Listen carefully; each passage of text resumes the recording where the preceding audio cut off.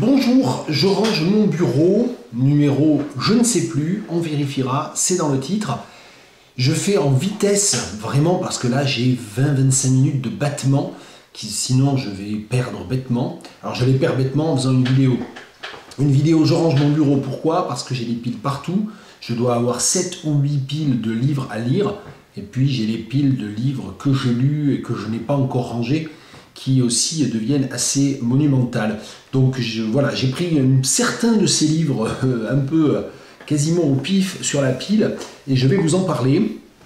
Alors aujourd'hui on est le 23 mars 2025 et il y a un an est sorti ce livre dont j'ai parlé sur les réseaux sociaux, mais je crois que je n'en ai pas parlé en vidéo et c'est pas bien du tout. Alors c'est un livre que j'aime beaucoup, Éphéméride, en fait je pense qu'il faut dire Éphéméride des sciences, de Françoise Guichard aux éditions Caractère. C'est un recueil de sonnets écrit par Françoise Guichard, préfacé par Camille Bloomfield, et dans lequel Françoise Guichard a écrit des sonnets biographiques dans lesquels elle essaie de mettre en avant des figures de scientifiques, de femmes scientifiques, de savantes, invisibilisées ou marginalisées. Et c'est très bien, et les sonnets eux-mêmes sont très réjouissants, et moi je suis depuis très longtemps Françoise sur les réseaux, enfin sur Facebook en fait, il faut bien dire, vraiment principalement, et je l'ai rencontré déjà, et c'est quelqu'un qui fait aussi des collages, et elle est plasticienne en fait aussi, voilà. Donc, alors je pense qu'on peut dire qu'elle est poète et plasticienne, autodidacte. Voilà, je pense que c'est pas du tout minimiser son travail. En l'occurrence, moi j'aime beaucoup son travail. Et donc voilà, ce que je voulais dire, c'est que il y a un certain nombre de collages de Françoise Guichard qui illustrent ce livre, qui est vraiment un très beau livre de ce point de vue-là. Alors les sonnets sont classés par date de naissance, c'est-à-dire du premier, alors je suppose du 1er janvier, je ne me souviens plus. Alors la raison pour laquelle je n'avais pas parlé de ce livre, c'est qu'il est resté sur mes étagères très longtemps, parce que c'est pas un livre voilà, qu'on lit d'une traite et qu'on range. C'est un livre que j'avais déjà lu, parce qu'en fait les sonnets, elle les a publiés sur Facebook avant d'en faire un livre sur les objurgations d'un certain nombre d'amis, parce que Françoise est quelqu'un qui je ne sais pas si elle s'auto-dénigre, mais en tout cas elle minimise complètement l'importance de son travail de poète et de son travail d'artiste. Donc voilà, ça c'est classé dans l'ordre de naissance, et donc il y a un index à la fin.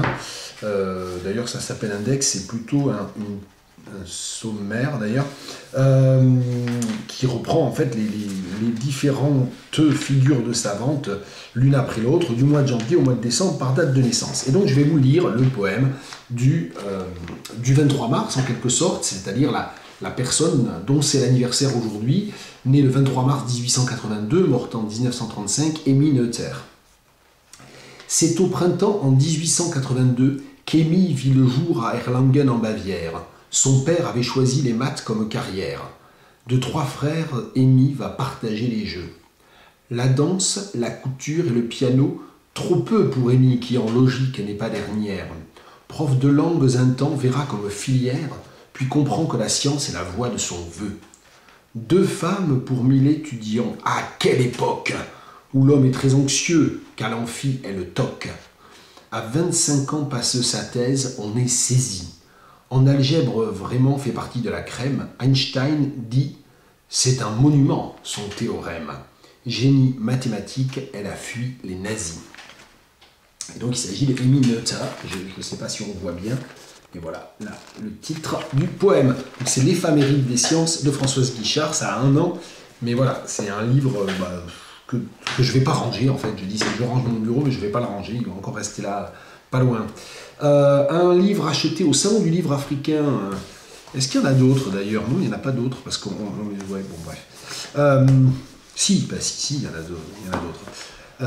Plusieurs autres même. Un livre acheté au Salon du Livre Africain samedi dernier, enfin samedi de la semaine dernière, le 15 mars, voilà. Le Manifeste pour la lecture, aux éditions Atelier des Nomades. C'est un petit livre à 5 € avec plusieurs textes d'un certain nombre d'auteurs alors, et d'autrices francophones, alors avec cette utilisation francophone qui moi m'agace beaucoup évidemment, pour dire de langue française mais pas français, grosso modo, n'appartenant pas à la métropole, ce qui n'a aucun sens. Et donc il y a plusieurs textes très chouettes dans ce recueil. Et il s'ouvre sur un texte d'Ananda Devi qui s'appelle La robe rouge, et qui est un récit d'un traumatisme de la toute petite enfance, qui est vraiment très beau. Voilà, donc je ne lis pas d'extrait de ce livre, mais voilà, 5 euros, 100 pages, enfin, voilà, c'est très chouette. Et bien justement, je parlais des livres que j'ai achetés au Salon du livre africain. Il y a les 2 toutes nouvelles parutions des éditions Projectiles dans la collection Chayinr, la collection de poésie, un recueil d'un jeune poète, Jarjari Askandari, qui est un poète de Mayotte, et donc qui publie ce volume Clin d'œil aux ténèbres, dont je vais vous lire un extrait. Ah, j'ai pas noté, que je ne me trompe pas. Bon, je peux.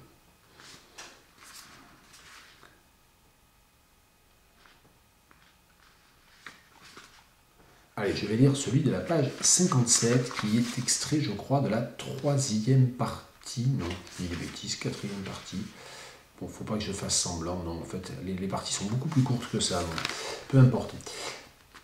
Les prières, une corde autour du cou, au bord du précipice, un pari de dupe, consolant les fidèles, sans abri, un cercueil inhospitalier face au silence de l'enfant. Clin d'œil aux ténèbres de Jarjari Askandari. Je lis peut-être la 4e de couverture parce que ma lecture ne vous dit pas grand-chose. Clin d'œil aux ténèbres est un retour sur l'enfance, une parenthèse encore à vif comme le lieu d'une plaie inguérissable. Ce qui tisse les liens entre les poèmes pourrait être l'exploration de la douleur, parfois trop immense comme un gouffre, dans lequel risque de tomber le poème, mais il y a toujours ces puits de lumière d'où le poème tire un peu de souffle pour toucher au cœur. Un premier recueil qui tente de faire l'expérience de la délivrance par la magie des mots. C'est aux éditions Projectiles, ça vient de sortir. Et également aux éditions Projectiles, une édition tout à fait intéressante d'un texte mythique de Jean-Joseph Rabé-Arrivel. Jean-Joseph Rabé-Arrivel, si vous ne le connaissez pas, c'est le grand poète malgache, fondateur en quelque sorte de la poésie malgache d'expression française, mais aussi en malagasy, prononciation non garantie, mort très jeune, hein, il s'est suicidé, si mes souvenirs sont bons, en 1937. Et on a donc là, alors il faut savoir que Rabé-Arrivel a fait l'objet d'une somme extrêmement importante dans une collection dont je ne retiens jamais le nom, mais c'était sous la direction de la chef de projet qui était Claire Riffard, qui a fait un ensemble magnifique vraiment à cette occasion-là. Voilà, c'est chez CNRS Éditions, voilà, chez CNRS Éditions, il y a eu 2 tomes de l'œuvre complète de Rabé-Arrivel par Claire Riffard, dont on ne saluera jamais assez le travail. Il y a une postface de Raharimanan, qui dit aussi à quel point ce texte a été fondamental pour lui et pour sa formation de jeune écrivain et de jeune poète malgache. Atana. Et donc voilà. Et cette édition, en fait, alors on pourrait penser que elle est un peu inutile ou superflue ou accessoire, puisqu'il y a les 2 énormes tomes de l'œuvre au CNRS édité il y a une petite quinzaine d'années, en 2010 et 2012. Eh bien non, parce qu'en fait ici il s'agit de reprendre vraiment le carnet de Presque Songe Sarinofi en bilingue. Donc il y a les poèmes en malagasy et en français. Et bon, je trouve en fait, alors moi je sais que j'avais un peu repris la poésie de Rabé-Arrivel, que j'avais lu un peu comme ça dans des anthologies dans les années 90, je l'avais un peu relu lorsque le livre du CNRS est sorti, je ne l'ai pas acheté à l'époque, parce que je le trouvais un peu cher, en fait il n'est pas cher du tout pour le travail que c'est, et je m'en suis un peu mordu les doigts, parce que maintenant il est indisponible, et j'ai reparcouru un peu ce double gros volume du CNRS de Rabé-Arrivel l'an dernier lors de ma mission en Afrique du Sud, parce que mon collègue qui m'avait prêté son bureau, mon collègue Bernard de Meyer qui m'avait prêté son bureau, le possède, donc j'ai pu comme ça un petit peu le lire, le retravailler. Voilà, voilà, c'est je pense une bonne entrée enfin, dans l'œuvre de Rabé-Arrivel, Presque Songe Sarinofi, avec une préface de Claire Riffard, une postface de Jean-Luc Raharimanan. 2 livres que j'ai achetés aussi au Salon du livre africain, d'une dramaturge et poète Je veux pas dire de bêtises, martiniquaise si je ne m'abuse, oui c'est ça, Suzanne Dracius, que je ne connaissais pas, et j'ai un peu discuté avec elle et j'ai acheté 2 livres qui sont pas forcément au centre de son corpus. Alors celui-là qui est un recueil d'articles très récent, Hypallage, c'est un très mince recueil d'articles aux éditions Jean-Benoît Denel, et j'ai été un petit peu, j'ai tiqué, ou je sais pas, j'ai été attiré un petit peu, mon œil a été attiré par ce recueil d'articles qui s'appelle Hypallage, parce qu'il y a un article sur la traduction métisse par définition, la traduction métisse, mixte par définition et queer de facto, ainsi qu'un texte en anglais sur toute la polémique autour de la traduction d'Amanda Gorman. Et alors je ne suis pas entièrement d'accord d'ailleurs avec ce que dit Suzanne Dracius, mais c'est des articles assez stimulants. Sur Olympe de Gouges, sur Suzanne Césaire, avec les témoignages directs de ce que Suzanne Dracius a pu un petit peu tirer d'Aimé Césaire et de l'invisibilisation de son épouse par Aimé Césaire lui-même. C'est assez intéressant en fait. Et de Suzanne Dracius aussi, parce que je voulais un petit peu jeter un œil à sa poésie, un recueil un peu étrange, qui peut paraître un peu comme ça à la marge, mais qui je pense dit beaucoup de ce qu'est la Caraïbe pour cette poète martiniquaise. C'est un recueil en fait publié, alors peut-être, je ne sais pas si c'est au Mexique, voilà c'est ça, au Mexique, il me semble. C'est une édition bilingue avec les poèmes en français et la traduction en espagnol par Verónica Martínez Lira. Et donc je trouve ça assez intéressant d'avoir comme ça cette édition avec beaucoup de notes d'ailleurs en espagnol aussi, de notes explicatives des poèmes en espagnol.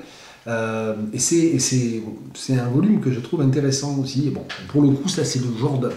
Enfin, quand je vais sur un salon comme ça, j'essaie d'acheter des livres que je ne vais pas trouver ailleurs. Alors les livres de projectiles, j'aurais pu les trouver ailleurs, mais j'essaie comme ça, voilà, de prendre... Et je me suis retenu un peu, j'ai pas assez acheté finalement, mais j'ai trop acheté. Mais j'ai des piles tellement partout, comme je le disais, que j'essaie de me retenir. Et c'est dommage parce qu'il y avait des éditeurs qui ne sont pas en France habituellement, et j'aurais dû un peu dévaliser leur stand. Mais bon, c'est comme ça. Suzanne Dracius. 2 volumes, alors là, on change complètement de continent, en quelque sorte. 2 auteurs et autrices dont les textes ont été republiés en collection Verdier-Poche, qui tous les 2 étaient en fait invités à la librairie Le Livre. Je n'y suis pas allé parce que j'étais dans les Landes à ce moment-là. Alors Béatrice Commanger, dont je vous ai déjà parlé, que j'aime bien, j'étais un petit peu déçu par son dernier texte autour d'Ovide, mais Ne jamais arriver, ça s'appelle, j'en ai parlé il n'y a pas longtemps en vidéo. Et donc là c'est un recueil qui s'appelle Voyager vers des noms magnifiques, et c'est en fait une série de chapitres autour de récits de voyage que Béatrice Commanger a entrepris en raison de l'attirance pour un nom, c'est-à-dire pour tout l'imaginaire qu'il y a autour d'un nom d'artiste ou d'un nom de lieu, évidemment, d'un toponyme. Et bon, j'ai trouvé que c'était un peu décevant aussi, finalement. Bon, si vous n'avez jamais rien lu de Béatrice Commanger, je vous recommande Alger, rue des Bananiers. C'est le premier d'elle que j'ai lu, il est sorti en 2020, et ça reste quand même pour moi le plus intéressant et le plus accompli. Et puis, dans un peu le même principe, structurant de textes composites, mélangeant des chapitres séparés en quelque sorte, les 7 villes d'Olivier Rollin, dans lesquelles il raconte effectivement des déambulations, des approches de villes sous l'angle quand même beaucoup de la littérature. Par exemple, le dernier chapitre qui est consacré à Prague s'appelle K und K. Bon, vous vous doutez bien qu'il est question de Kafka, mais pas seulement. Et voilà. Et donc Alexandrie, paysage littéraire avec ruines. Lisbonne, passage des heures, et avec une grande originalité, le chapitre sur Lisbonne parle de Pessoa. Voilà, ça c'est Olivier Rollin, 7 villes, aux éditions Verdier, collection de poche aussi.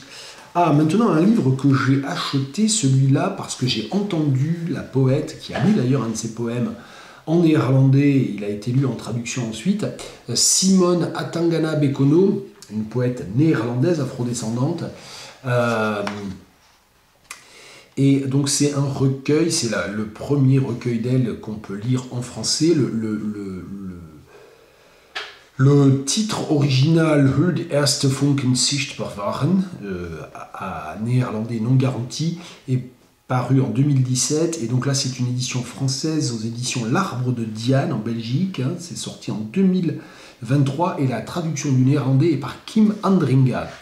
Et plutôt que de continuer à jacter, je vais vous en lire un. Alors, sachant que les poèmes sont donnés en français dans la première partie du livre et en néerlandais dans la seconde partie du livre. C'est une pratique de plus en plus suivie par des maisons d'édition qui publient de la poésie, et je trouve ça pas mal en fait. Moi j'aime bien ça plutôt que le côté côte à côte. Là vraiment, on peut tout à fait décider de lire la traduction en ne se reportant pas, en ne courant pas le risque de se reporter sans arrêt à l'original. Je vous lis un extrait du 7e poème. C'est ça, ouais. C'est un extrait d'Étincelle. Mes os étaient verrouillés et dans la plus insignifiante fraction de la seconde, personne ne respira, ne vécut, ne désigna. Je nageais dans une zone balisée de l'escaut parmi de longs traits d'écume, et sous un nuage qui cachait le soleil, je m'arrêtais, restais à flotter. Je n'étais personne ni nulle part ni à l'heure, je manquais d'y être. Quand je fermais les yeux, le soleil non plus n'était pas là, ni le nuage, et le goéland se tut, le bateau événement aussi se tut, les gardes-côtes et l'animal gonflable et les millions de poissons qui nageaient dans tous les sens, tous se turent. Être nulle part te muselle, te garde d'entendre le moindre son décelable et te fait flotter quand tu devrais ou voudrais avoir les pieds bien ancrés. Il n'y a aucun moyen de retrouver le chemin de la côte quand tu as été nulle part ou que tu viens de nulle part. Je ne sais plus nager, juste flotter dans l'eau en écoutant tout ce qui se tait. Eau mouvante tout près de la côte, un corps entouré de murs d'autres corps. Entouré de délimitations de ce qu'est un corps, ou devrait être, ou aimerait être s'il avait le choix, tronc, membre, tête, bourré d'organes et d'os, sans le moindre but, sans racine dont il est issu, une expérience socio-anthropologique, masse coupée, un cochon accroché aux pattes arrière sous le nez du boucher, prêt à être éventré du cou à l'anus qui n'est plus animal, pas encore produit. Il est déconseillé aux visiteurs d'introduire leur tête dans le thorax du cochon. Il est déconseillé aux visiteurs de s'attacher au cochon de quelque manière que ce soit. Après la chasse, je posai mon fusil par terre, la crosse sur le parquet, et le canon dressé vers le ciel, la toile dans laquelle j'avais dormi roulée contre le mur, puant le sang et la merde et la mousse. Je n'ai pas lu en entier, j'ai commencé au milieu, et j'ai arrêté de lire un petit peu avant la fin de cette 7e partie de ce recueil, comment les premières étincelles se firent visibles. Simona Tangana-Bekono, aux éditions L'Arbre de Diane, c'est le seul recueil pour l'instant en français de cette poète néerlandophone. Et tiens, pour rapidement parler une fois de plus d'Ananda Devi, parution récente aux éditions Ananda Devi, je l'ai pris à la librairie L'Étang Sauvage, avenue de Gramont à Tours, chaudement recommandé. Ce recueil qui vient de paraître d'Ananda Devi, alors c'est en grande partie une réédition, c'est dans la collection de poche des éditions Bruno Doucet, Danser sur tes braises et autres poèmes. Alors en fait ça reprend principalement 2 volumes déjà publiés aux éditions Bruno Doucet, Quand la nuit consent à me parler, 2011, et Danser sur tes braises qui doit être de 2021, je ne sais pas combien. Mais 2 textes inédits dedans. Je renonce à trouver la date de publication de... Si, il va être là. Danser sur tes braises... Danser sur tes braises... Ben oui, il n'est pas, c'est pénible. Si, Danser sur tes braises, 2020, voilà. 2 textes inédits quand même dans ce volume, dont je vais parler rapidement et que je ne vais pas lire. Un poème inédit d'Ananda Devi, Le désir du boiteux, donc qui occupe les pages 51 à 55, voilà. Et une postface de Nassoud Jalani qui est excellente, qui est très très belle, qui est vraiment... voilà, il a tout saisi de ce qui se passe dans ces textes, dans ce qui se passe dans l'écriture d'Ananda Devi. Donc Nassoud Jalani n'est pas seulement un éditeur et un poète et romancier très intéressant, c'est aussi un critique extrêmement fin de cette œuvre. Ananda Devi, Danser sur tes braises et autres poèmes, une entrée possible dans l'œuvre d'Ananda Devi si vous ne la connaissez pas encore, si je ne vous ai pas encore assez bassiné. Sylvain Jamet, note fantôme, on va peut-être finir par là, tiens. Puis les autres, on va les garder pour plus tard, mais c'est déjà pas mal d'avoir fait une vidéo.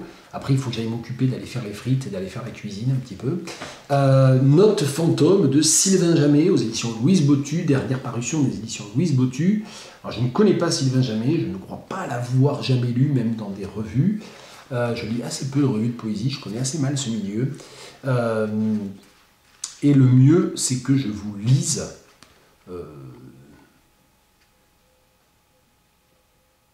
trois de ces notes. Autre note sur le fleuve, page 40.